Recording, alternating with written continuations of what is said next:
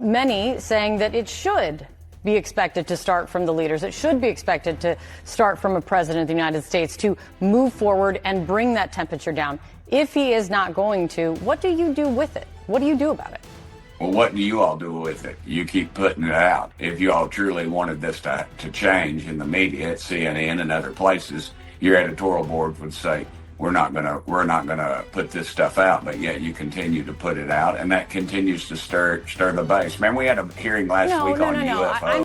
That's Republican Congressman Tim Burchett on CNN, directly challenging Kate Bolduan and the establishment media for acting like President Trump is the one raising tensions with his words. Welcome to my channel, I'm Nurkish. And it sure looked like CNN got a tough reality check live on air. While they lecture Trump about dangerous rhetoric, they conveniently ignore all the years they spent calling him a fascist, a dictator, and a threat to democracy. Here's Congressman Burchett exposing CNN's double standard that they still refuse to acknowledge. Well, what the governor is getting at is that everyone needs to look inward in the wake of this violence. At some point, there should be a turning point to look inward and do better. And President Trump is not doing that as of Sunday, even though despite what Governor Cox was calling for just hours before. Let me play what he said. The problem is on the left. It's not on the right, like some people like to say on the right. The problem we have is on the left.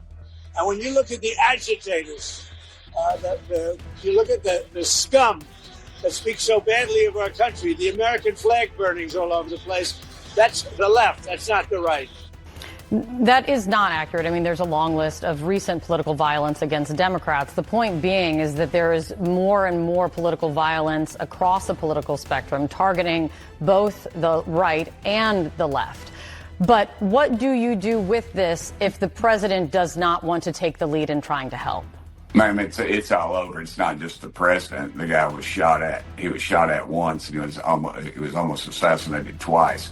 Look back at my friend Steve Scalise when he was shot. The guy had he had a Republican hunting list, and it took us 5 years, ma'am, 5 years to get that changed by the FBI. No, Congressman, I'm aware of that list. I actually I have a list of them all together of the horrific acts of political violence. But again, it goes across the political spectrum. Looking forward, moving forward, if this could be a turning point, I've seen from... It's unbelievable. The same people who spent years shouting that Trump was a dictator suddenly act horrified about heated language, just because he calls out the obvious. Anyone with even a little common sense can see that non-stop attacks and demonization from the left are what's fueling real political violence. Yet CNN keeps trying to twist the story and blame him. Think about it, the man survived 2 near-fatal attacks within just a few months, and the first reaction from the establishment media was to say he's the problem. Congressman Burchett is absolutely right. When you spend years telling the public that Trump is evil, you can't be surprised when unstable people actually believe it and act on it. I'm creating a conversation, and I take pride in the fact that we do bring the temperature down on this program, and I'm definitely redoubling efforts to do that now by playing the words of the president in order to bring about conversation with an elected member of Congress. That's not trying to stir, that's trying to have conversation. And that's trying to ask you what you thought about it, rather than have you come back and attack me about it. Well, ma'am, I'm not attacking you. I'm just letting you know that you all need to look within at CNN if you want to continue down this path, because clearly your ratings show that, and the conservative movement is showing that they're not watching you because of that. If you all truly had some objective reporting instead of constantly attacking conservatives and Republicans, then there would be a change, I think. But there's not going to be a change. You all don't want to change down deep. Maybe you do, ma'am, but I dare say that the vast majority of your colleagues do not. They do not come from the conservative spectrum. They see this as just as a Republican type situation, and it is absolutely not. You're seeing as much or more on the left than you are from the right, and this is just down that same road once again. And it proves my point that this will never change.